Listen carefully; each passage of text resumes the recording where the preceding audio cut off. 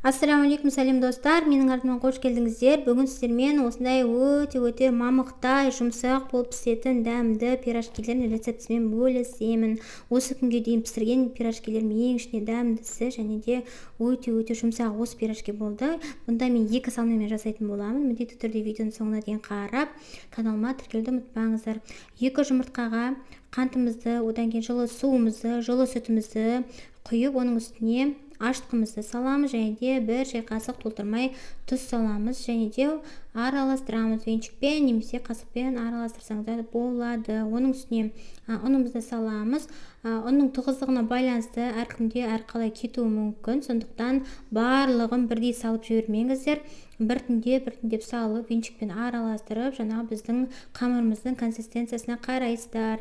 Егер сіздер қамыр жеткілікті болса, жеткілікті ойласаңыздар, онда салмайсыздар жартысын. Менде бірақ бұл жерде қамырдың мен көрсеткен ингредиентте мөлшеріне жаңағы барлығы кетті. Сол мөлшердің барлығы кетті. Оның кішкене осылай иленгеннен кейін үстіне ерітілген сары майымызды құйып, тағы да майымыз біздің сіңгенше қамырымызға илейтін боламыз. Майдың есебінен кішкене вязкий сондай болады. Егер сондай болып жатса, бір уыс кішкене ғана ұн салып тағы бір илеп жүрсеңдер болады. Бірақ май сіңгеннен кейін ол жаңағы ондай бір жабысқақ болмайды. Мұнда мен алдын ала дайындап қойдым 40 қабатты және де пиязды 40 қабатты қуырып алатын боламын пиязбен. Ал мұнда менде 2 салмаға картошканы алдын ала пісіріп аламын. Картошканы мен осылай тұздап пісіремін. Және қақпағын жауып пісіріп алатын боламыз. Мен 2 салмаға да бірдей пияз қолдандым. Жаңағы бір пияз, яғни пиязым үлкен болды, сондықтан біреуін жаңағы 40 қабаттағы салмаға салатын боламын, біреуін қуырып жаңағы картоп салмасына салатын боламын. Пиязымыздың жартысын осылай қуырып аламыз да, кішкене қуырғаннан кейін жаңағы біздің капустамызды, яғни 40 қабатымызды салып, жақсылап қуыратын боламыз. Дәміне қарай тұз саласыздар және де күйіп кетпесін, кішкене азын былғап, жаңа тушить етіп аламыз, яғни бұқтырып аламыз, қуырып. Біздің капустамыз піскеннен кейін оның үстіне қара бұрыш саламыз, дәміне қарай араластырамыз және де картоп салмасы, біздің картошкамыз де пісіп қалды. Оны піскеннен кейін осылай езіп аламыз толкушкамен. Одан кейін қуырылған пиязымызды салып, бұрыш салып және жақсылап араластырамыз. Картоптың дәмін қарайсыздар, кішкене тұзы аз болып жатса, онда қосып жіберсеңіздер болады. Ал қамырым 1 сағатта мен осындай болып көтерілді. Өте керемет болды қамырым. Шыны керек, қараңыздаршы қандай әдемі және де пышный болып шықты. Тақтайымызға түсіріп аламыз да 2 бөлікке бөлеміз. Бізге ыңғайлы болу үшін 2 бөлікті кішкене ғана бөліктерге бөлетін боламыз.